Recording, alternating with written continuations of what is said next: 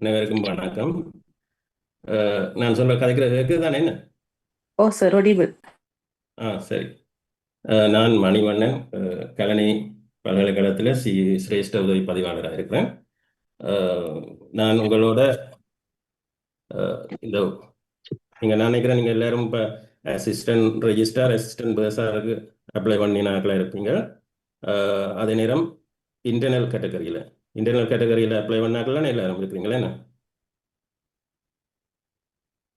சரி. Home, sir. சரி, நானும் ஒரு இன்டர்னல் இதாகத்தான் நான் அப்ளை பண்ணி வந்தேன். நான் இப்போ சிரேஷ்ட உதவி பதிவாளராக இருக்கிறேன். அதனால நான் இந்த அனுபவத்தை முதல்ல உங்களோட பகிர்ந்து கொள்கிறேன். இன்றைக்கு வந்து இன்ட்ரடக்ஷன் கிளாஸ், இதை பற்றி ஒரு அறிமுகம்.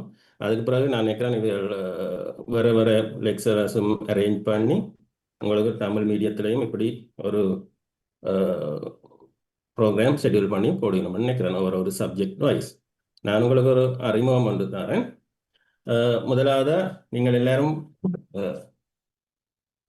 உள்வாரியா இப்போ அப்ளை பண்ணியிருக்கிறீங்க. அதில் அசிஸ்டன்ட் ரெஜிஸ்டாருக்கு அப்ளை பண்ணினார்கள் இருப்பீங்க. அதே மாதிரி அசிஸ்டன்ட் பேஸார் அசிஸ்டன்ட் இன்டர்னல் ஆடிட்டருக்கு அப்ளை பண்ணினார்கள் இருப்பீங்க. இப்போ இந்த போஸ்ட் எடுத்தீங்கன்னு சொன்னால் இது வந்து ஒரு நிர்வாக, நீங்கள் இன்டர்னல் ஆனபடியாக உங்களுக்கு யூனிவர்சிட்டி சிஸ்டம் தெரியும். இது ஒரு நிர்வாக பதவி. அதாவது இப்போ ஸ்டாஃப் இதை எடுத்தீங்கன்னு சொன்னால் கல்விசார் ஊழியர், கல்விசாரா ஊழியர் வந்து இருக்கும். இந்த கல்விசாரா ஊழியரில் அதில் நிர்வாக பதவி என்று சொல்லி அது வந்து ஏஆர் எஸ்ஏஆர் அது மாதிரி ஏபிஎஸ்ஏபி என்று போகிற பதவி. நீங்கள் நினைக்கிறேன் எல்லாரும் மேனேஜ்மெண்ட் அசிஸ்டன்ட் சரி, அல்லது டெக்னிக்கல் ஆஃபீஸர் அல்லது வெப்சைட் அது மாதிரியான போஸ்டில் இருப்பீங்க. அதுலேருந்து நீங்கள் வந்து ஒரு நிர்வாக பதவி, அதாவது நிறைவேற்று உத்தியோகத்தர்னு சொல்றது, எக்ஸிக்யூட்டிவ் ஆஃபீஸர், அந்த பதவி தான் இந்த ஏஆர் அசிஸ்டன்ட் ரெஜிஸ்ட்ரார் அல்லது அசிஸ்டன்ட் செக்ரட்டரி, அசிஸ்டன்ட் பேஸார், அசிஸ்டன்ட் இன்டர்னல் ஆடிட்டர், அசிஸ்டன்ட் அக்கௌண்டன்ட்ன்ற பதவி. அப்போ இந்த பதவிக்கு தெரிவு செய்கிறதுக்குரிய பரீட்சை நடத்துறது பல்கலைக்கழக மானியங்கள் ஆணைக்குழு. பரீட்சைகள் திணைக்களத்தின் ஊடாகத்தான் இந்த எக்ஸாம் நடத்துறது. அப்போ இந்த இதில் வந்து 2 கேட்டகரி இருக்குது. அதாவது இன்டர்னல் கேட்டகரி, எக்ஸ்டர்னல் கேட்டகரின்னு சொல்லி 2 கேட்டகரி இருக்குது. இப்போ உதாரணமாக வேகன்சி 100 வேகன்சி இருக்குமா இருந்தால் 60 வேகன்சி, அதாவது 60 விதமான வேகன்சி எக்ஸ்டர்னல் கேட்டகரியிலேருந்து இருக்கிறது. அதே மாதிரி 40 விதமான வேகன்சி வந்து இன்டர்னல் கேட்டகரியிலிருந்து, உள்வாரி யான இதிலிருந்து தெரிவு செய்யப்படுதுங்க. அப்போ தெரிவு செய்யக்குள்ள கூட சில வேளையில் இன்டர்னல் கேட்டகரியில் உங்களுக்கு தேவையான அளவு கேண்டிடேட்ஸ் இல்லையென்றா வெளிவாரி பிரிவிலிருந்தும் எடுக்கலாம், அல்லது வெளிவாரி இதில் இருந்து தேவையான அளவு இல்லைன்னு சொன்னால் உள்வாரியிலிருந்தும் எடுக்கலாம். அது வந்து அந்த ரேஷியோ வந்து மாறலாம். ஆனால் 60-40ன்றது தான் 2 இதுக்கு முடிய இது. அப்போ இந்த முறை நீங்கள் பார்த்தீங்கன்னு சொன்னால் வெளிவாரியாகவும் நிறைய பேர் அப்ளை பண்ணியிருப்பாங்க. காரணம் கிராஜுவேட் எல்லாம் சில பேர் வேலை இல்லாமல் இருக்கிறாங்க. அதாவது காலமாக ஒன்றும் கோல் பண்ணப்படாதபடிய வெளிவாரியாகவும் நிறைய பேர் அப்ளை பண்ணுவாங்க. அப்போ அந்த 60% வந்து வெளிவாரியில் இருந்தால் எடுபடு. அந்த மிச்சம் 40% தான் நீங்கள் வரப்போறீங்க. அப்போ இது வந்து சரியான ஒரு போட்டியான இதாக தான் இருக்கும். போட்டி சரியான ஒரு காம்படிஷனான ஒரு இதாக தான் இருக்கும். சரிதானே? சரி, இப்போ நீங்கள் எல்லாரும் இப்போ அப்ளை பண்ணியிருப்பீங்க. அடுத்ததாக உங்களுக்கு எக்ஸாம் வந்து நான் நினைக்கிறேன் ஆகஸ்ட் மாதம் மாதிரி அளவில் இருக்கும். அப்போ அதுக்கு தானே இப்போ நீங்கள் ரெடி ஆகிறீங்க. இப்போ நீங்கள் இப்போவே வேறு வேறு இடங்களில் டியூஷன் இப்படி இதை அரேஞ்ச் பண்ணியிருப்பீங்க. உங்களுக்கு அதே மாதிரி இப்போ உங்களோட இந்த யூனியன், இந்த ரோஹித் ஹேரத் அவங்க சேர்ந்து தான் இப்படி ஒரு குரூப் கொண்டு செய்து அப்ளை பண்ணி நாட்களுக்கு இப்படி ஒரு பயிற்சி வகுப்பு மாதிரி நடத்தி கொண்டு வராங்க. அப்போ அந்த இதில் தான் இப்போ தமிழ் மீடியத்துக்கு ஆக்களுக்கும் செய்யணும்னு சொல்லி இப்படி உங்களை இதில் சேர்த்துட்டு இருக்குது. இப்போ நான் மட்டும் இல்லை, இன்னும் வேற வேற தமிழ் மொழி மூலமான ஆக்களும் வேற வேற தலைப்பில் உங்களுக்கு பயிற்சி அல்லது இப்படி ஏதாவது இதை செய்யணும். சரி, இப்போ நான் இன்றைக்கு வந்து ஒரு அறிமுகமும் எந்த அனுபவ பகிர்வு தான் உங்களோட இன்றைக்கு நான் செய்ய போகிறோம். சரி, இப்போ இந்த அசிஸ்டன்ட் ரெஜிஸ்ட்ரார் போஸ்ட் அல்லது அசிஸ்டன்ட் பர்சர், இதில் முதலாவது 3 பாடத்துக்குரிய 3 சப்ஜெக்ட் வினாத்தாள் இருக்கும். 3 வினாத்தாள் பாஸ் பேப்பரை நீங்கள் இப்போ பார்த்துருப்பீங்க. அந்த முதலாவது வந்து பல்கலைக்கழக சட்டம், மற்றது தாபனக்கோவை கோட், அது சம்பந்தமானதாகவும் சர்க்குலர் சம்பந்தமான முதல் 2 பேப்பரும் இருக்கும். 3வது பேப்பர் இங்கிலீஷ், ஆங்கில மொழிக்குரிய பேப்பர். அப்போ இந்த 3 பாடத்திலையும் நீங்கள் 40க்கு மேலே எடுக்கணும். 40க்கு மேலே எடுத்தால் தான் உங்களை இன்டர்வியூக்கும் கூப்பிடுக்கணும். அந்த 3 பாடத்தில் நீங்கள் ஒரு பாடத்துக்கு 70, அடுத்த பாடத்துக்கு 80 எடுத்து, மற்ற 3வது பாடத்துக்கு 35 எடுத்தால் கூட உங்களை இன்டர்வியூக்கு கூப்பிட மாட்டேங்க. அதனால் நீங்கள் 3 பாடமும் சமமாக நீங்கள் எழுதணும். இப்போ ஒரு பாடத்தை நல்லா கூட எழுதி மற்ற பாடம் குறைஞ்சதுண்டா இன்டர்வியூக்கு போகிறதுக்கு வாய்ப்பு இல்லை. உதாரணமாக எனக்கு தெரிஞ்சாக்களே சில பேர் இருக்கணும். எனக்கு தெரிஞ்சாக அந்த முதல் 2 சப்ஜெக்ட் இருக்குது, அந்த சர்க்குலர் கோட், அது சம்பந்தமான சப்ஜெக்ட் நல்லா செய்வாங்க. அது சர்க்குலர் எந்த நம்பர், எந்த டேட், எந்த இதுலேருந்து எல்லாம் சொல்லக்கூடிய அளவுக்கு தெரிஞ்சு வச்சுருப்பாங்க. ஆனால் ஆங்கிலத்தை எழுத முடியும், இங்கிலீஷ் எழுத முடியாமல் ஃபெயில் விட்ட ஆக்களும் இருக்கணும். எனக்கு தெரிஞ்ச ஆக்கள், அதாவது மற்ற சப்ஜெக்ட்டுக்கு, மற்ற 2 சப்ஜெக்ட்டுக்கும் 70, 80 இல்லை 70, 60 அப்படி என்று எடுப்பாங்க. மற்ற இங்கிலீஷுக்கு 30, 35, 30 அப்படி. அந்த காரணத்தால் இன்டர்வியூக்கு செலக்ட் பண்ணப்படாமல் இருக்கலாம். அதனால் நீங்கள் அநேகமானவர்களுக்கு இங்கிலீஷால் தான் பிரச்சனை வருது. அதனால் இங்கிலீஷுக்கு கட்டாயம் 40 எடுக்க வேணும். இப்போ 40க்கு மேலே எடுக்கிறதுக்கு முயற்சி செய்யுங்க. அதே மாதிரி மற்ற பாடத்துக்கு நீங்கள் அதுக்கு 40க்கு மேலே எடுத்தேன். அதுக்கு பிறகு என்ன நடக்கும்னு சொன்னால், உங்களுக்கு 40க்கு மேலே எடுத்த ஆட்கள் எல்லாரையும் இன்டர்வியூக்கு கூப்பிடுவாங்க. அது உங்களுக்கு பரீட்சை வந்து அநேகம் கொழும்புல நடக்கும். கொழும்புல பரீட்சை எழுதின பிறகு உங்களோட ரிசல்ட்ஸ் எக்ஸாம் டிபார்ட்மெண்ட்டால் உங்களோட வீட்டுக்கு ரிலீஸ் வரும், வீட்டுக்கு போஸ்ட்டில் வரும். அதுக்கு பிறகு 40க்கு மேலே 3 பாடத்துக்கு 40க்கு மேலே எடுத்தாங்களா இன்டர்வியூ நடக்கும். அப்போ இன்டர்வியூக்கு மார்க்ஸ் கொடுக்கல, அதாவது நீங்கள் எழுதின எழுத்து பரீட்சைக்கும் ரிட்டன் எக்ஸாமினேஷனுக்கும் ஒரு மார்க்ஸ் வரும். அதே மாதிரி இன்டர்வியூக்கும் மார்க்ஸ் வரும். அது 2லையும் ஆர்டரின் படி தான் அந்த மெரிட் ஆர்டரில் உங்களோட அப்பாயின்மெண்ட் நடக்கும். அப்போ இந்த இதில் வந்து தமிழ் மீடியம் இருக்குது, இங்கிலீஷ் மீடியம் இருக்குது, சிங்கள மீடியம் இருக்குது, 3 மீடியத்திலே நடக்குது. அப்போ இந்த 3 மீடியத்திலே நடந்தாலும் 3 மீடியமும் எல்லாம் ஒரே கேட்டகரியை தான் எடுப்பாங்க. இப்போ இதில் வந்து சிங்கள மீடியம் ஆக்களில் இத்தனை பேர் எடுக்கிறது, தமிழ் மீடியம் ஆக்களில் இத்தனை பேர் எடுக்கிறது, இங்கிலீஷ் மீடியத்தில் இத்தனை பேர் எடுக்கிறாங்க, அப்படி ஒரு இது இல்லை. அதாவது உங்களோட மார்க்ஸ் எல்லாமே ஒரே பக்கெட்டில் போட்டுட்டு அதிலே இருந்து தான் சோர்ட் பண்ணுறது. அதனால இந்த மீடியத்தில் இதில் நீங்கள் நினைக்காதீங்க. சரி, அப்போ எதுக்கு பிறகு உங்களுக்கு இன்டர்வியூ முடிஞ்ச பிறகு அதுக்கு பிறகு அப்பாயின்மெண்ட் நடக்கும். இப்போ அப்பாயிண்ட் ஆகி இப்போ இன்டர்வியூவில் என்னென்னு சொன்னால், இன்டர்வியூ சாதாரண இன்டர்வியூவாக தான் நடக்கும். ஆனால் சில வேளையில் இன்டர்வியூ மெத்தட் மாறுறதுக்கும் வாய்ப்பு இருக்குது. காரணம் இப்போ யூஜிசி பெர்மிஷன் மாறின பிறகு ஹெனா சிஸ்டம் எல்லாம் மாறி இருக்கு. உதாரணமாக இவ்வளோ காலமாக டிஆர் இன்டர்வியூவுக்கு ஜஸ்ட் போய் இன்டர்வியூ மட்டும்தான் இருந்தது. இன்டர்வியூ என்று சொன்னால் போய் ஃபைல் கேட்குற கேள்வியில் பதில் சொல்லி வரதான் இவ்வளோ காலம் இருந்தது. ஆனால் கடைசியாக நடந்த டிஆர் இன்டர்வியூவில் ப்ரெசன்டேஷனும் செய்ய சொல்லி 10 நிமிஷம் ப்ரெசன்டேஷன் செய்யணும். அதாவது நாங்கள் பல்கலைக்கழகத்தில் இணைந்த ஜாயிண்ட் ஆகின நாளிலிருந்து இன்று வரைக்கும் பல்கலைக்கழகத்துக்காக செய்த தனிப்பட்ட ரீதியில் செய்த பல்கலைக்கழகத்தின் வளர்ச்சிக்கு தனிப்பட்ட ரீதியில் செய்த இனிமேல் இந்த பல்கலைக்கழகத்தின் வளர்ச்சிக்காக செய்வதற்கு பிளான் பண்ணி இருக்கிறது, ஃபியூச்சர் பிளான். அப்படி ஒரு ப்ரெசன்டேஷன் ஒன்று செய்ய சொன்னது இந்த முறை. அது வந்து இந்த முறை டிஆர் இன்டர்வியூவில் தொடங்கினது.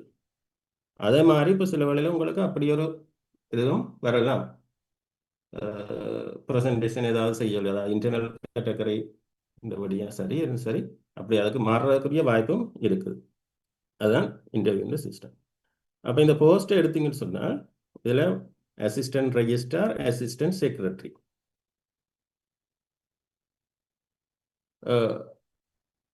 Assistant registrar, assistant secretary.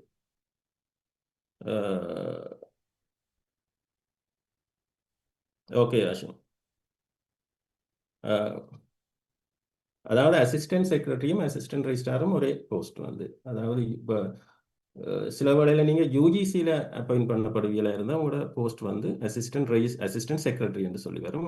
அதே நேரம் யூனிவர்சிட்டி சரி, கேம்பஸில் சரி, இல்லை ஏதாவது இன்ஸ்டியூட்டில் உங்களை அப்பாயிண்ட் பண்ணினா அசிஸ்டன்ட் ரெஜிஸ்ட்ரார் என்று சொல்லி அப்பாயிண்ட் பண்ணப்படுவீங்க. இதே நீங்கள் யூனிவர்சிட்டியில் இருந்துட்டு நீங்கள் ட்ரான்ஸ்ஃபர் எடுத்துக்கொண்டு யூஜிசிக்கு போனீங்கன்னா உங்களோட அசிஸ்டன்ட் ரெஜிஸ்ட்ரார் என்ற போஸ்ட் வந்து அசிஸ்டன்ட் செக்ரட்டரி என்று மாறும்.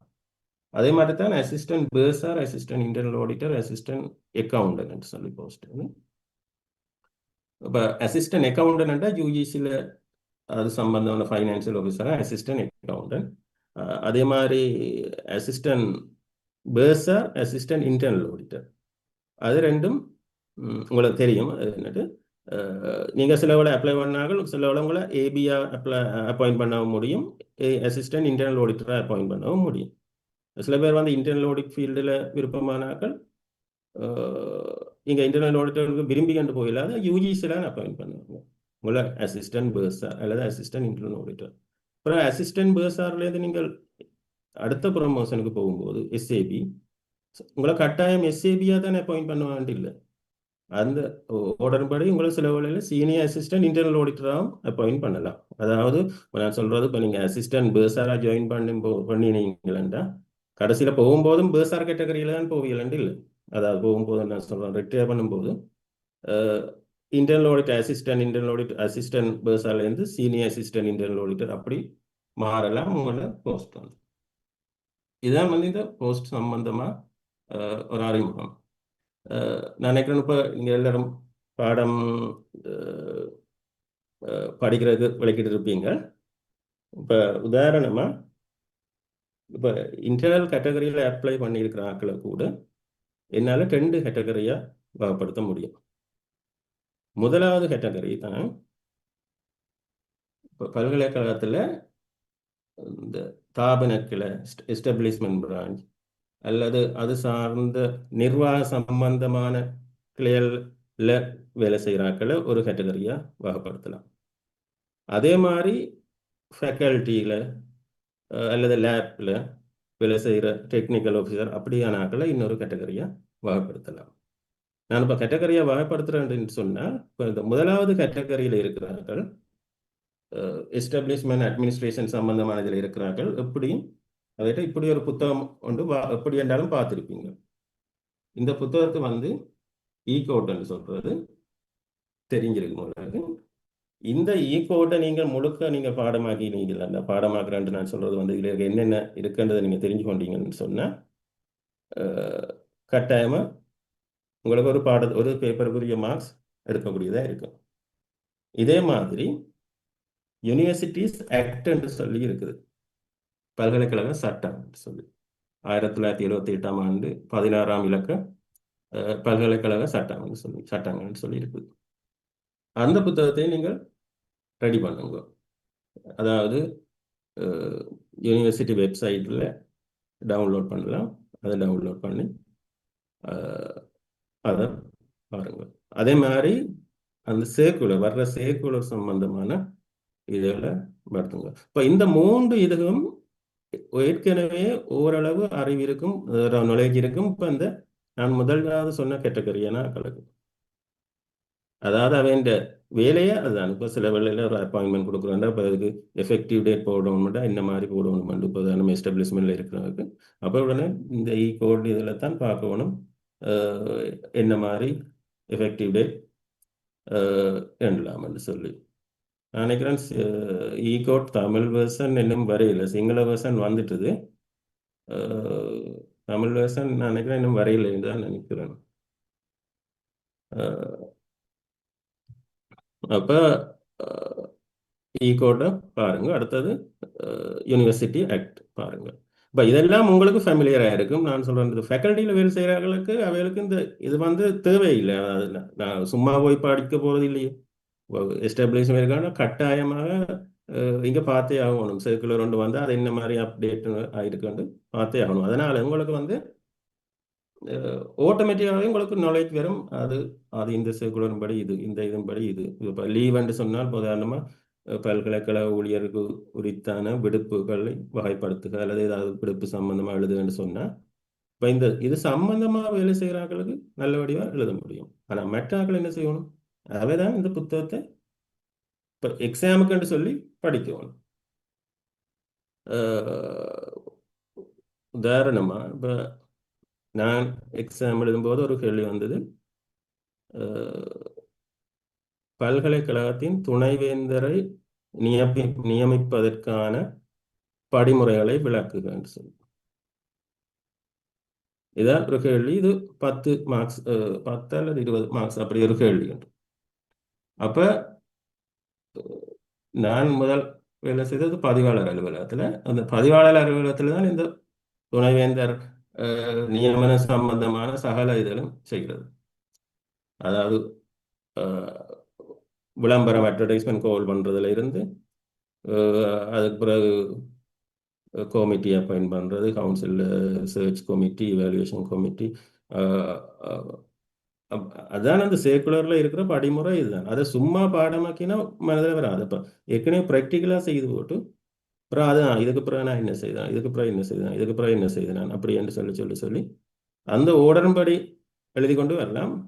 அது சம்பந்தமான செய்கிறார். அது சம்பந்தமான ஃபீல்டில் அதாவது அது சம்பந்தமான விடயத்தை செய்கிறார்களுக்கு. மற்ற ஆட்கள் வந்து இதை பாடமாக தான் வேணும். அதே மாதிரி இன்னொரு கேள்வி வந்தது விடுப்பு சம்பந்தமாக, சபட்டிக்கல் லீவ் சம்பந்தமாக. இப்போ அதெல்லாம் ஏற்கனவே தெரிஞ்சு இருந்தபடியா அப்படி எழுதக்கூடியா இருந்து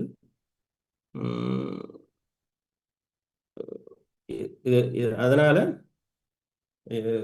கோட்டையும் இதையும் பாருங்க. மற்றது இப்போ சில வேளையில் நீங்கள் இதை எழுதும் போது சில வேளை பிளவுடும். இப்போ உதாரணமாக இப்போ நான் சொல்கிறேன், பல்கலைக்கழகத்தின் ஆஃபீஸர்ஸ், அதாவது பல்கலைக்கழக சட்டத்தின்படி அலுவலர்கள் எனப்படுபவர் யார்? அதாவது பல்கலைக்கழக சட்டத்தின்படி இதுதான் வரும். சும்மா பல்கலைக்கழகத்தின் அலுவலர் ஆஃபீஸர் என்று சொன்னால் இப்போ எல்லாரும் அட்மினிஸ்ட்ரேட்டிவ் ஆஃபீஸர், மெடிக்கல் ஆஃபீஸர் என்று எல்லாரும் இருக்கிறாங்க. அதாவது பல்கலைக்கழகத்தின்படி சட்டத்தின்படி அலுவலர் என்று வகைப்படுத்தப்படுற கேட்டகரி இருக்கு. அது வந்து ஆக்டிவ்ல இருக்கு.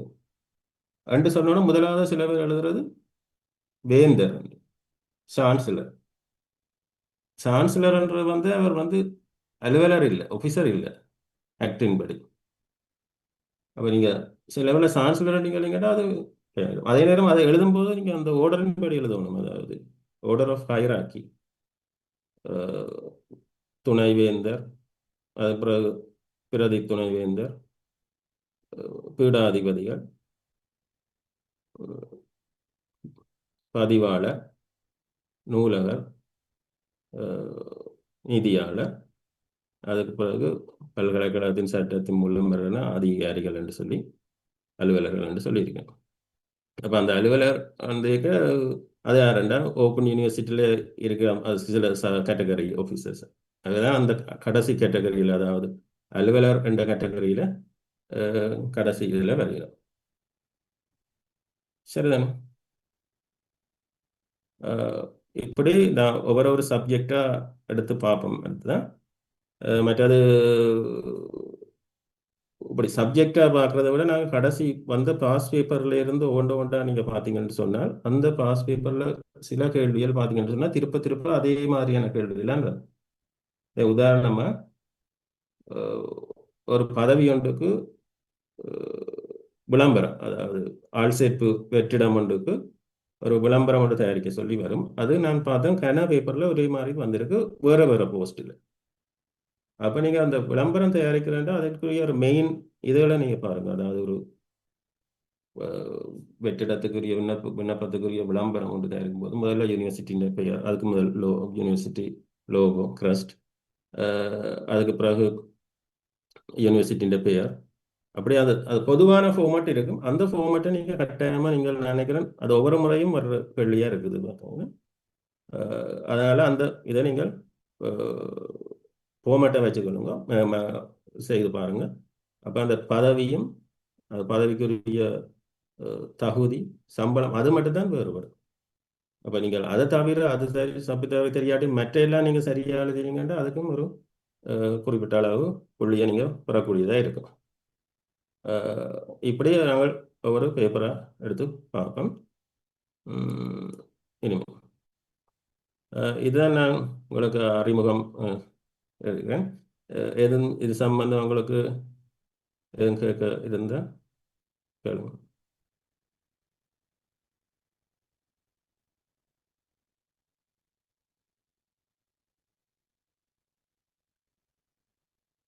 இந்த முறை கணக்கு வேகன்சிஸ் இருக்குது.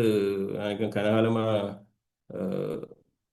இதுன்றபடியால் எப்படியும் 100க்கு நான் நினைக்கிறேன். இதில் 100க்கு மேலே இருந்தாலும் வேகன்சி இருக்கிறதுக்கு வாய்ப்பு இருக்கு.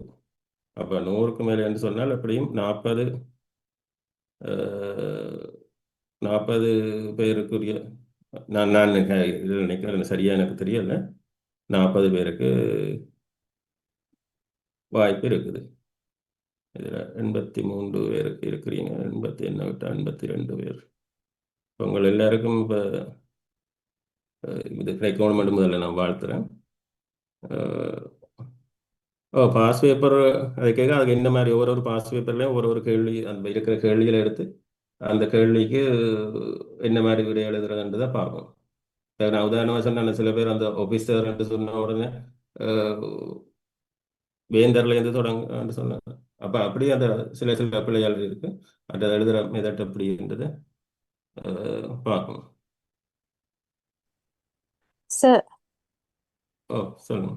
அந்த அட்வர்டைஸ்மெண்ட் நாங்க டிராஃப்ட் பண்ணும்போது அதுல வந்து salary ஸ்கேல் அதுகள் எல்லாம் எக்ஸாக்டா போடணுமா அந்த பொசிஷனுக்கு, இல்லாட்டி ஏதாவது ஒரு salary ஸ்கேல் ஒன்று போட்டா ஓகேயா?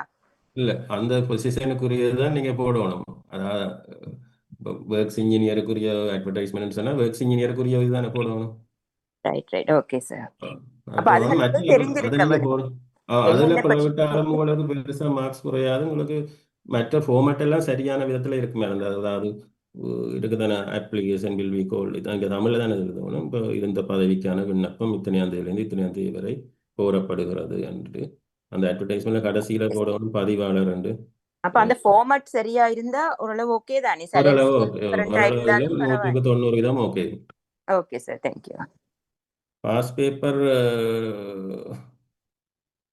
உங்களோட குரூப்ல ஷேர் பண்ணியிருந்தது நான். சார் சொல்லுங்க. சார் இப்போ நாங்கள் கொஷின்ஸ்க்கு ஆன்சர்ஸ் அப்படி எழுந்தக்கொள்ள சார், அதில் வந்து நாங்கள் இப்போ செக்ஷன்ஸ் ஆக்டில் செக்ஷன்ஸ் எல்லாம் மென்ஷன் பண்ணியா சார் எழுந்தணும்? அது இல்லை இல்லை, அதொன்றும் பார்க்கல. செக்ஷன் டேட்டோ அப்படி ஒன்றும் பார்க்கல. அப்போ சார் ஜஸ்ட் ஆன்சர் இருந்தீங்கன்னா ஓகே இல்லையா சார்? ஓகே, அது பாயிண்ட்ஸ் தான் பார்க்கணும். இப்போ வந்து சர்க்குலர் டேட்டு அல்லது சர்க்குலர் நம்பர்ஸ் அப்படி பார்க்கணும்.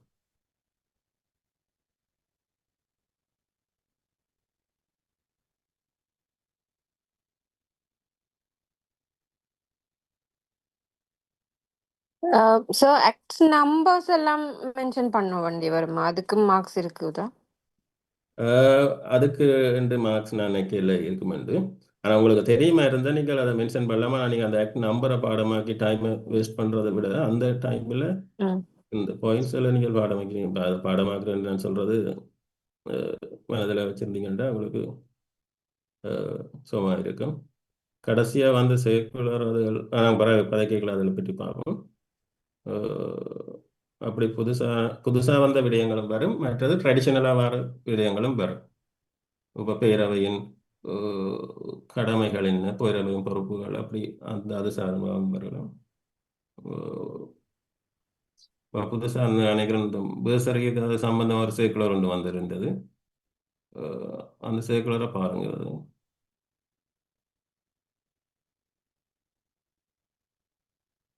டிரான்ஸ்லேஷன் வந்து எக்ஸாக்ட்டா அதே வேர்ட்ஸ் போடணுமா இங்கிலீஷ் டு தமிழ் டிரான்ஸ்லேஷனுக்கு?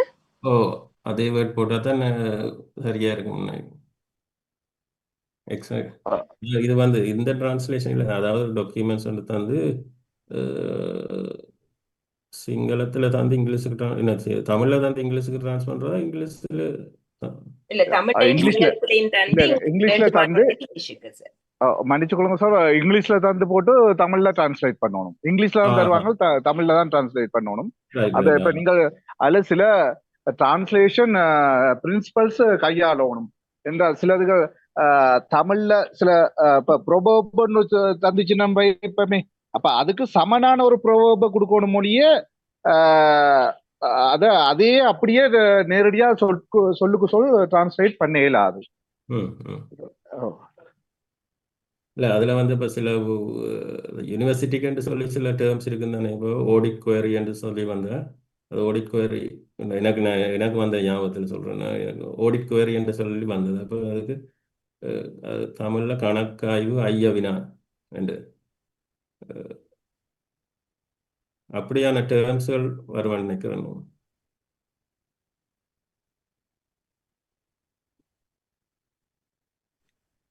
சார், இந்த கொஷின் பேப்பர் 2ல வந்து நிர்வாகம், ஒழுக்காற்று மற்றும் நிதிசார் நடைமுறைகள் டைட்டில்களே இருக்கு.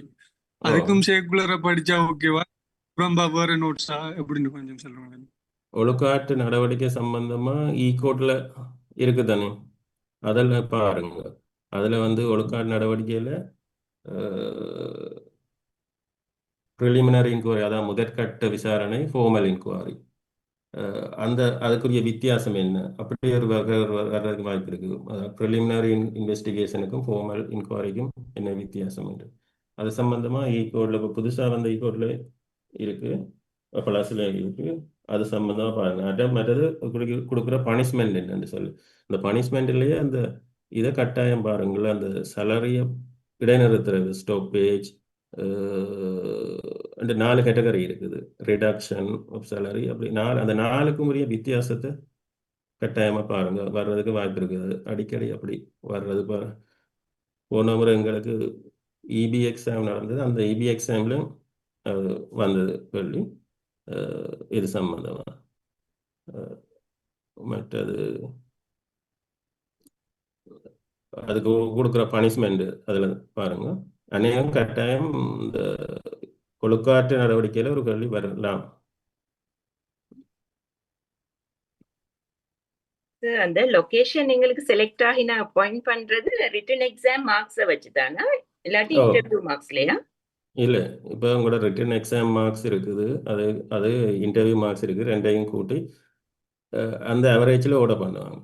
சரிதானே? இப்போ ஓட பண்ணினோடனே 90, 89, 87 இப்படி வர்றாண்டு வைப்போம். சரிதானே? உங்களுக்கு ஒரு ஃபார்ம் ஒன்று தருவாங்க, ப்ரிஃபரன்ஸ் தர சொல்லி. அதாவது அதை ஃபில் பண்ணி நீங்கள் உங்களுக்கு எந்த அதாவது உடன்பா யூனிவர்சிட்டி 17 யூனிவர்சிட்டியும் இருக்கும், அது தவிர இன்ஸ்டியூட் இருக்கும், இன்ஸ்டியூட் எல்லாம் 37 அப்படி இருக்கும். அதில் நீங்கள் ஆர்டர் பண்ணணும். அப்போ அந்த ஆர்டரில் நீங்கள் ஆர்டர் போட்டிங்கன்னு சொன்னால் கட்டாயம் அந்த ஆர்டரில் உங்களுக்கு கிடைக்க மாட்டேங்கல. இப்போ உதாரணமாக நீங்கள் வந்து கொழும்பு யூனிவர்சிட்டியே செலக்ட் பண்ணியிருக்கிறீங்கன்னு வைப்போமே, முதலாவது கொழும்பு, 2வது கலானி, 3வது மொரட்டு வேண்டு வைப்போமே. அப்போ முதலாவது இப்போ ஆர்டர் பண்ணுறேன்னு சொன்னது ஏபிசிடி என்று மார்க்ஸ் ஆர்டரும் படி எடுத்துருக்கு. இப்போ ஏ என்றால் தான் முதலாவது ஹையஸ்ட் மார்க்ஸ் இருக்கு. இப்போ இந்த ஏ என்றவர் என்ன யூனிவர்சிட்டியை செலக்ட் பண்ணுறார், அப்போ அவரான முதலாவதா, அப்போ அவருக்கு கட்டாயம் அவர் செலக்ட் பண்ணுற யூனிவர்சிட்டியில் வேகன்சி இருந்தால் அது கிடைக்கும். அடுத்ததான் பி என்றதா பார்ப்பேன். பிஏ பார்த்தால் அவர் வந்து கலனி யூனிவர்சிட்டி போட்டிருக்கிறார், ஆனால் கலனியில் வேகன்சி இல்லை. அப்போ அவர் 2வது ப்ரிஃபரன்ஸ் என்ன போட்டிருக்கிறாரு பார்த்தீங்க, 2வது ப்ரிஃபரன்ஸில் இருக்கிற யூனிவர்சிட்டி கொடுப்போம். அப்போ 3வது சி என்று இருக்கிறார். அவர் வந்து கேட்ட யூனிவர்சிட்டி இல்லை ஒன்றுலையும் வேகன்சி இல்லை. அவர் வந்து 1வது 2வது 3வது யூனிவர்சிட்டி போட்டிருக்கிறார், அவருக்கு கொடுத்த யூனிவர்சிட்டியில் வேகன்சி இல்லை.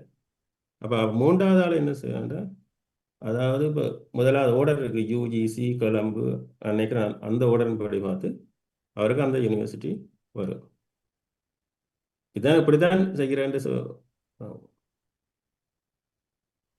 நீங்கள் கூடின மார்க்ஸ் எடுத்தீங்கன்னு சொன்னால் நீங்கள் கேட்குற யூனிவர்சிட்டி கிடைக்கிறதுக்கு வாய்ப்பு கூட. அதுதான் சொல்கிறேன். மார்க்ஸ் கூட எடுத்தீங்கன்னு சொன்னால், அதாவது மெரிட்டில் முன்னுக்கு இருக்கிற ஆளுக்கு கேட்குற யூனிவர்சிட்டி, அதாவது கேட்குற யூனிவர்சிட்டியில் வேகன்சி இருந்தால் கிடைக்கிறதுக்கு வாய்ப்பு இருக்கும். Okay sir, thank you.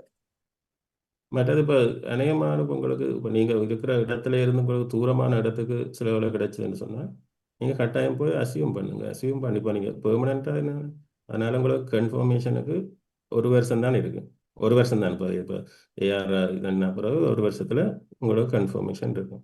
அப்போ அந்த கன்ஃபார்ம் ஆகினா பிறகு நீங்கள் உங்களை விரும்பின இதுக்கு ட்ரான்ஸ்ஃபர் எடுக்கலாம். ஆனால் நீங்கள் போகாவிட்டீங்கன்னா உங்களுக்கு ஒரு காலம் இந்த ஏஆர் போஸ்ட் வைக்க போகல. இப்போ நீங்கள் ஏஆராக வந்த பிறகு அதுக்கு பிறகு ஆட்டோமேட்டிக்காக 5 வருஷம் போன பிறகு எஸ்ஐஆர், அதுக்கு பிறகு 5 வருஷம் 7 வருஷம் மொத்தம் 2 வருஷம் அப்படி இந்த போன பிறகு டிஆர்ண்டு ஆட்டோமேட்டிக்காக போகலாம். ஆட்டோமேட்டிக்காண்டு அது சும்மா போகல, அதுக்கு இன்டர்வியூ அதில் பேஸ் பண்ணி தான் போகணும்.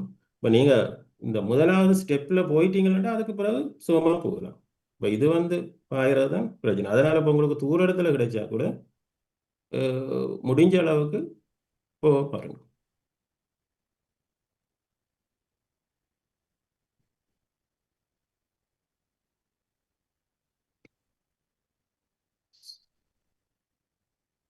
சரி, அப்போ நான் இதோட முடிவு போக நினைக்கிறேன்.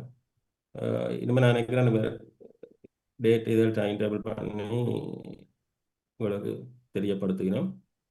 அப்போ ஜாயின் ஆகுங்க. அஷேன் சார், பிரசன்டேஷன் வந்து எங்களுக்கு இன்ட்ரடியூஸ் பண்றேன்டா முதல்ல இன்ஃபார்ம் பண்ணுவாங்களா நாங்க இன்டர்வியூக்கு போக முதல்ல?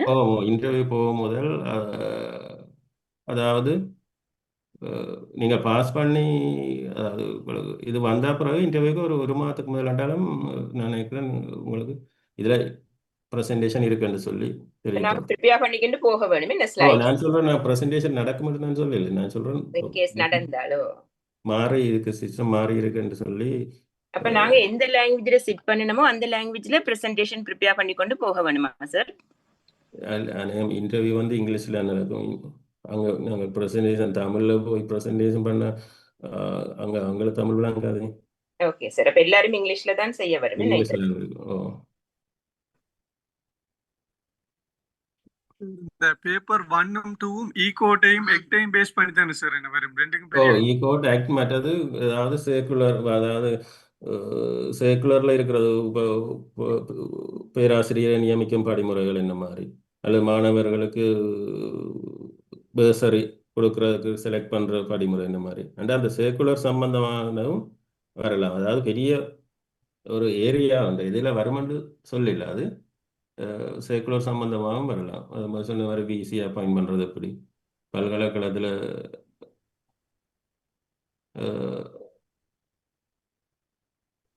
புதுசாக ஒரு பீடாமண்டை உருவாக்குறாண்டா எப்படி அண்ட் அப்படி அது சம்பந்தமாகவும் வரலாம். அந்த 2 பேப்பரும் அதுக்குள்ள என்ன சார் வரும்? ரெண்டும் கிட்டத்தட்ட 2 பேப்பராக இருந்தாலும் ரெண்டும் கிட்டத்தட்ட ஒரே மாதிரி தான்.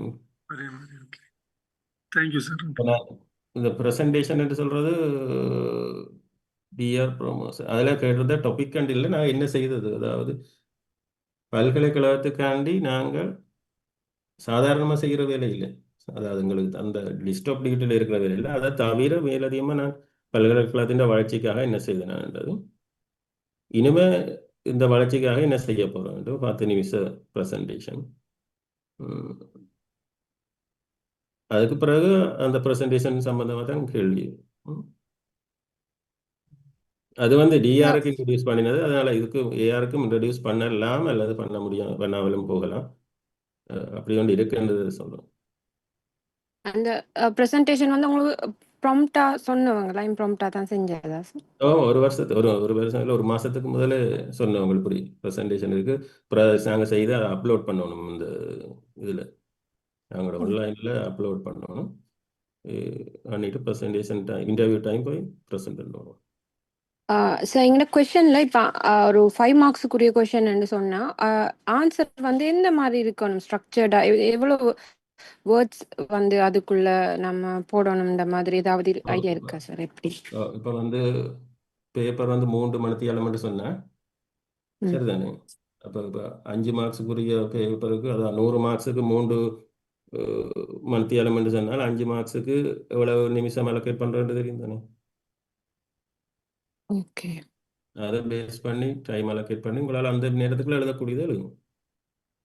அது பற்றி கதைப்போம். ஓகே. இங்கிலீஷ் பேப்பர்ஸ் எடுக்கலாமா hello, sir? Excuse latest me sir. ஏதாவது? ஓ என்னட்ட இருக்கு, நான் எல்லாம் உங்களுக்கு அனுப்புறேன். அது ஓ, உங்களோட குரூப்ல தேங்க்யூ சார். இங்கிலீஷ் பேப்பர்ல நான் குரூப்ல ஷேர் பண்ணியிருந்தேன் உங்களை நினைக்கிறேன். 2004 வரையும் தானே இருந்தது அதுல அப் டு. ஓ சார், பழைய பேப்பர்ஸ் தான் இருந்தது. ஆ ஓ, ஆ என்ன லேட்டஸ்ட் ஒன்று சரி இருக்குமாண்டா எங்களுக்கு அந்த எக்ஸாக்டா என்ன மாடல்ல வந்திருக்குன்னு ஐடியா பாக்குறதுக்கு இல்லை. என்ன. Okay sir, thank you sir. Sir, அந்த ஏஆர் எக்ஸாமுக்கு நிதிசார் நடைமுறைகள்னு ஒரு விஷயம் இருக்குது. அதுல என்ன மாதிரி விஷயங்கள் நாங்கள் கன்சிடர் பண்ண வேண்டியிருக்குதோ சொல்ல முடியுமா? ஏபி எக்ஸாம்லையா? இல்லை, ஏஆர்ஏஎஸ் எக்ஸாமுக்கு நிர்வாக முறைமை நிதிசார் நடைமுறைகள்னு ஒரு விஷயமும் சொல்லப்படுது. அதுல நிதி சம்பந்தமா நாங்க எந்த மாதிரி விஷயங்களை பார்க்க வேண்டியிருக்கு? salary விஷயம் அப்படி பார்க்கணுமா, இல்லாட்டி ஏபி ஆக்களுக்கு சொல்லப்படுற விஷயங்களும் இதுல உள்ளடங்கப்படுதா, இல்லாட்டி? இல்லை அப்படி அதான் இருக்காது. நாங்கள் பேப்பர் பார்க்க ஒன்று ஒன்றா பார்ப்போம். எனக்கு இது சம்பந்தம் அது நம்ம பேப்பர் ஒரு மற்றது நான் ஏபி இன்டர்னல் ஆடிட்டர் எந்த இதுக்கு நான் நினைக்கிறேன் வேற ஆக்கள் அது சம்பந்தமா இதுன்னா நான் இந்த ஏபிக்குரிய கொஸ்டின் இல்ல, இந்த ஏஆர்ஏஎஸ் கேட்டகரிக்குள்ள தான் இது வருது. நிர்வாக முறைமையும் நிதிசார் நடைமுறைகளும் சொல்லி சொல்லியிருக்கிறாங்க. ஏஎஸ் ஏபி ஏஆர்ஏஎஸ் கேட்டகரிக்குள்ள ஏபி ஆக்கள் அந்த எக்ஸாம் என்ன சப்ஜெக்டுக்குள்ள வரும்னு சொல்லி இருக்குதானே. அதுல நிர்வாக முறை நிதிசார் நடைமுறைகள் ஒன்று வருது. ஏபிஏ ஆடிட்டர் அவங்களுக்கு வேற பேப்பர். அதுலதான் இந்த நிதிசார் நடைமுறைகள்ல ஏஆருக்கு என்ன மாதிரி கேள்விகள் வரும் அப்படின்ற மாதிரி.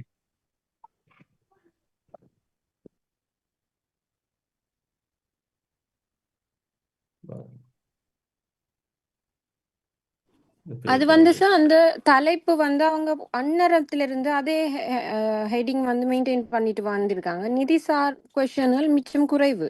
நான் 2 பேப்பரையும் பார்த்ததுல, பழைய ஓல்ட் பேப்பர்ல இருந்து பார்த்ததுல நிதிசார் கொஸ்டின்ஸ் குறைவு. ஆனா என்ன நடந்திருக்குன்னா, பழைய தலைப்பு டிரான்ஸ்லேஷன் காப்பி தானே, தவறுன்னு சொல்லலை, பட் அவங்க அந்த மாதிரி போட்டுட்டு வந்திருக்காங்க ஹெட்டிங். ஃபைனான்ஷியலா கால்குலேஷன்ஸ் இன்க்ளூட் பண்ண கொஸ்டின்கள் இல்லை பேப்பர் நம்பர் 5ம் சரி 6ம் சரி. அப்படித்தானே பேசிக்கான நினைக்கிறேன். क्वेश्चंस மாதிரி பர்சார்ட் ரெஸ்பான்சிபிலிட்டிஸ் அந்த மாதிரி இருக்கு, பட்ஜெட் அலோகேஷன் அந்த மாதிரிகள். மற்றபடி கால்குலேஷன் வைஸ் இல்ல. ஏபிக்கு தேவையானதுகள் ஒன்றும் இதுல வராது சார்.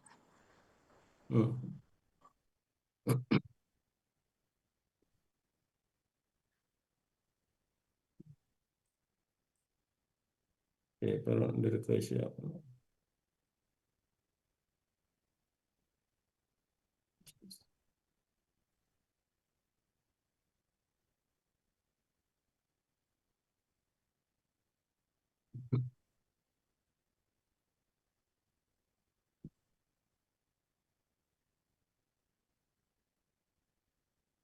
अशयन मट शेअर करंट फंक्शन देणार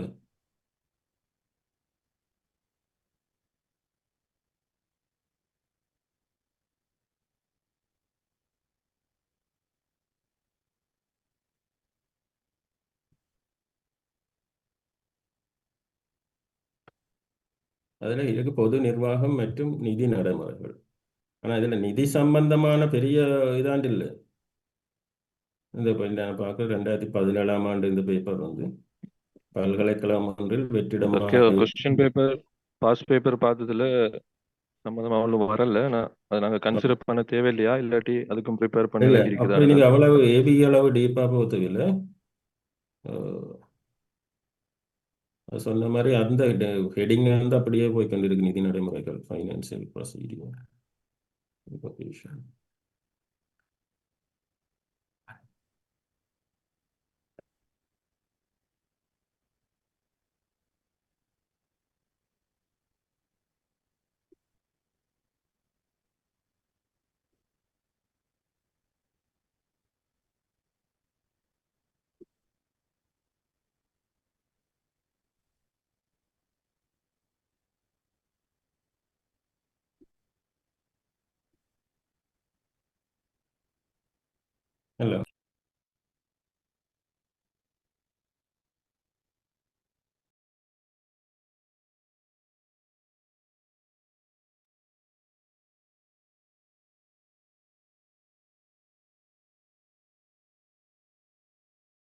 Right.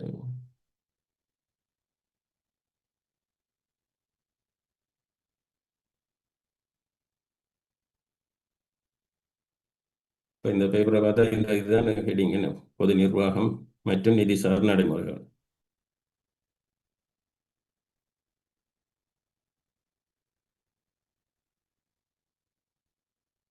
இதில் பல்கலைக்கழகத்தில் வெற்றிடமாக இருக்கும் வேலை பொறியாளர் பதவிக்கு விண்ணப்பம் கோருவதற்கான பத்திரிகை விளம்பரம் ஒன்று தயாரிக்கும். இதில் 5 புள்ளிகள்.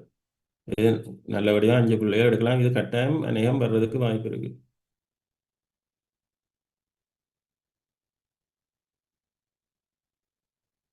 இதில் 5 இந்த ஸ்க்ரீன் தெரியுதானே உங்களுக்கு? Yes sir. இல்ல சார். ஸ்கிரீன் தெரியுது. ஸ்கிரீன் தெரியுது. பேப்பர் தெரியுது. எதில் மேடம் ஷேர் பண்ணுங்க சார். இதில் ஷேர் பண்ணியிருக்கிறது தெரியுதா? தெரியுது சார். தெரியுது சார்.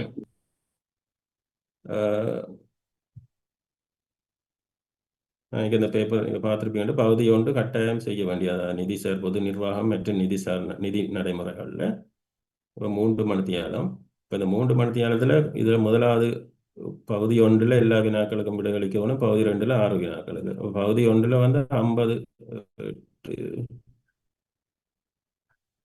40 புள்ளிகளுக்கு. அப்போ அதுக்கேற்ற மாதிரி நீங்கள் டைம் அலோகேட் பண்ணுங்க. இதே கேள்வியில் 2 இது வந்திருக்கு. ஆட்சேர்ப்பு திட்டத்தின் வரைவு.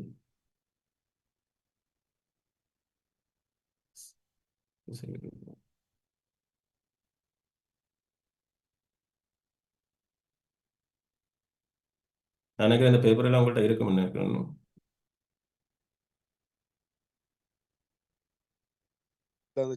பேப்பர் PDF ஃபைல கொஞ்சம் போட்டு விடுங்க சார்.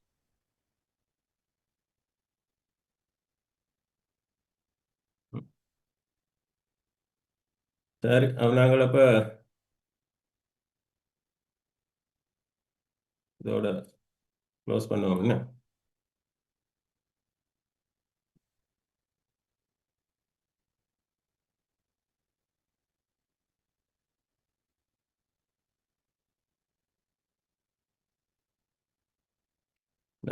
என்ன யாராவது இமெயில் அட்ரஸ் ஒன்று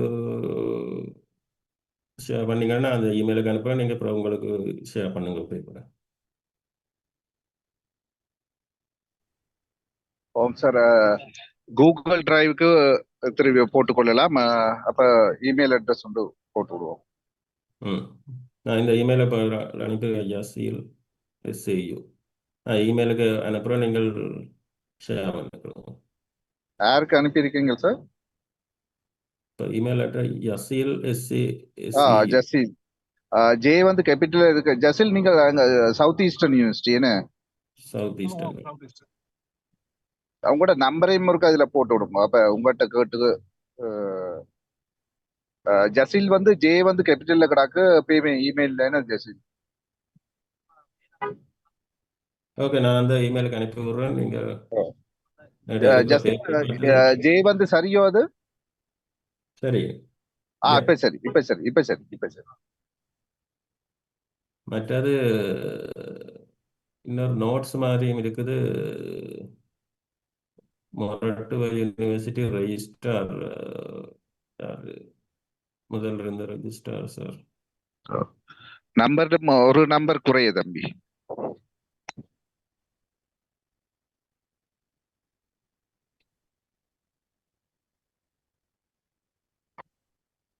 சரி.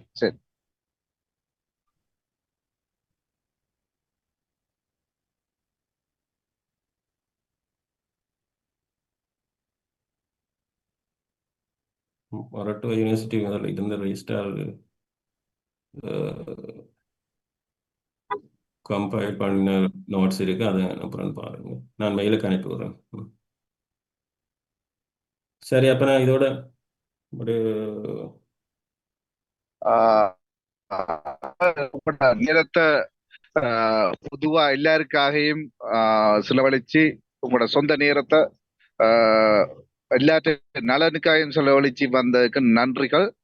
எல்லாரும் சார்பிலையும் நன்றியை தெரிவித்துக் கொள்கிறோம். நன்றிகள் சார். முடிஞ்சா தீபம். Okay. Thank you sir. Thank you. Thank you, sir. Okay. Thank you.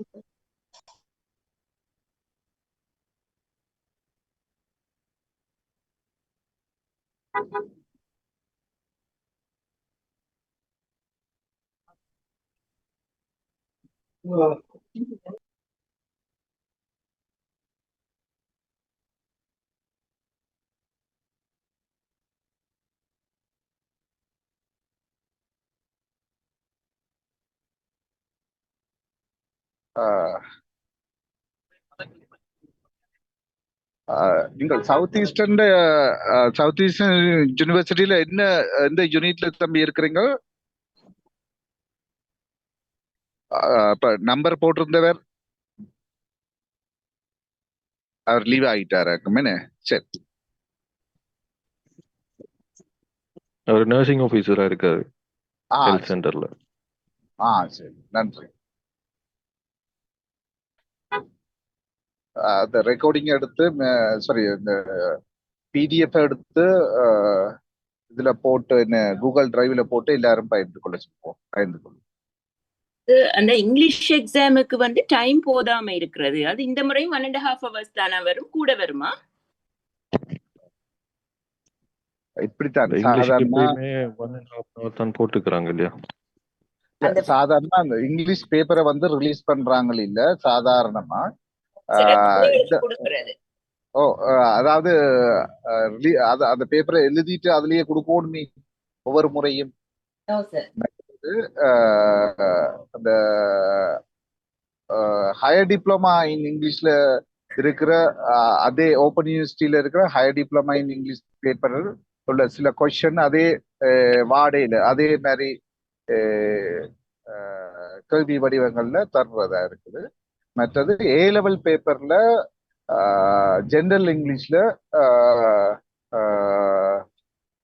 B பகுதியில 3வது பகுதி அதுல இருந்து அதே ஏ லெவல் பேப்பர் எடுத்து பாத்தீங்கன்னா பி பகுதியில ஏபின்னு இருக்கு, பி பகுதியில 3வது பகுதி பெரும்பாலும் வேறதா இருக்குது. அதாவது லாஜிக் கொஸ்டின் சில கொஸ்டின் பேப்பர்கள்ல வந்ததா இருக்குது. ப்ராக்டிஸ் பண்றதுக்கு அது நல்லா. மொழிபெயர்ப்பு இருந்துட்டு வர்றது ஒவ்வொரு முறையும் வரையில பெரும்பாலும் வர்றது சில வருடங்கள்ல மொழிபெயர்ப்பு வராம இருந்தது. மொழிபெயர்ப்பு வரைக்கும் மொழிபெயர்ப்பு வந்து நாங்க பெரும்பாலும் இலக்கு மொழி தமிழா தான் இருக்கு, மூல மொழி ஆங்கிலமா தான் இருக்குது. அதான் இலக்கு மொழி மூல மொழியில ஆங்கிலத்துல தருவாங்க, தமிழ்ல எழுதணும். அப்ப டிரான்ஸ்லேஷன் இங்கிலீஷ் பேப்பர் பெரும்பாலும் சம்பந்தமா ஏதாவது கிளாஸ் அரேஞ்ச்மெண்ட் செஞ்சிருக்காங்களா? இவர் ரோஹித் சொன்னவர் அது எல்லாருக்கும் செய்யறது. ஆனா அது சிங்களாக்களுக்கு செய்யற பேப்பர் இருக்குது. தமிழ் மொழியில செய்யற ஒரு பேப்பர் ஒரு ஆள் லெக்சர் ஒரு ஆளை தெரிவு செய்வோம். அது டாக்டர் தம்போன்னு சொல்லி பேரதனையில் இருந்தவர். அவர் முன் வந்திருக்கிறார் தமிழாக்களுக்கு செய்யறதுக்கு கதைச்சிருக்கு. அவர் இஎல்டியூல இருந்தவர். அவர் முதல்லையும் செய்தவர், ஏஆர் எக்ஸாம்களுக்கு பேப்பர் செய்தவர்.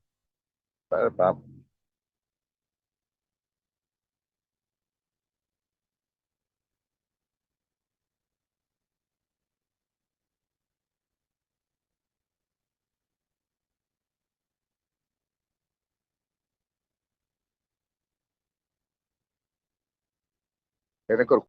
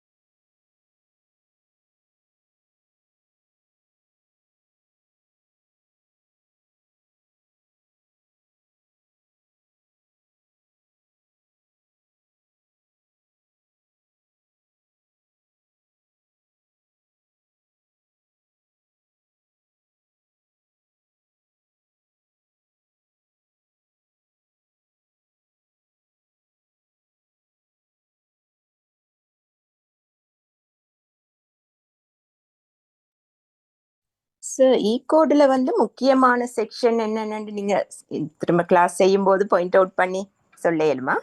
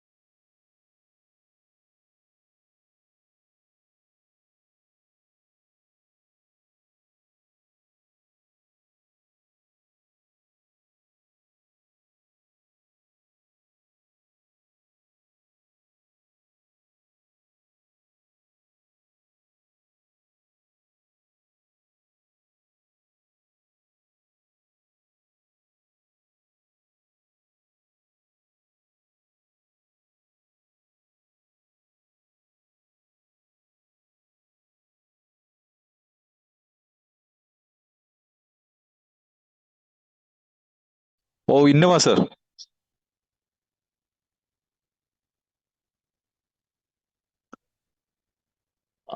ටික ටික පුළුවන්.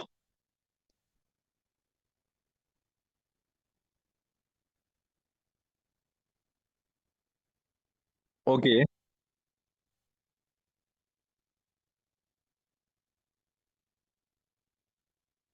Okay okay. என்னன்னு சொன்னா மணிவண்ணன் சார் வந்து லெஃப்ட் ஆயிட்டாராம் நம்மட குரூப்பை விட்டு. அப்ப இந்த மீட்டிங்க முடிப்போமான்னு கேக்குறாங்க.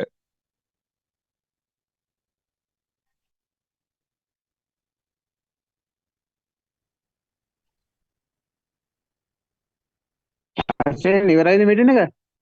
අශයෙන් අශයෙන් හා හා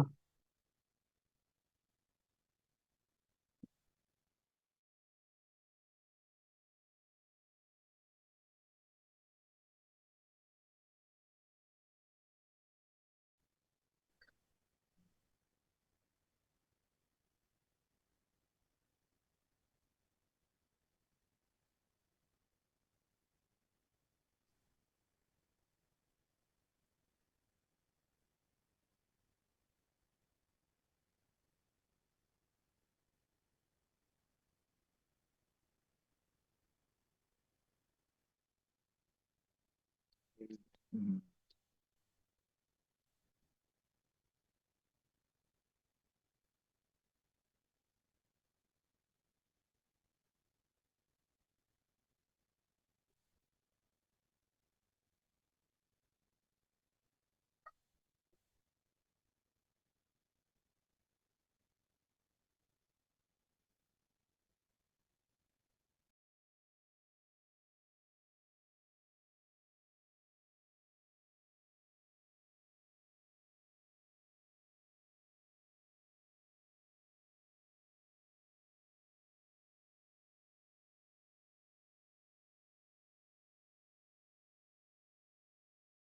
Recording stopped.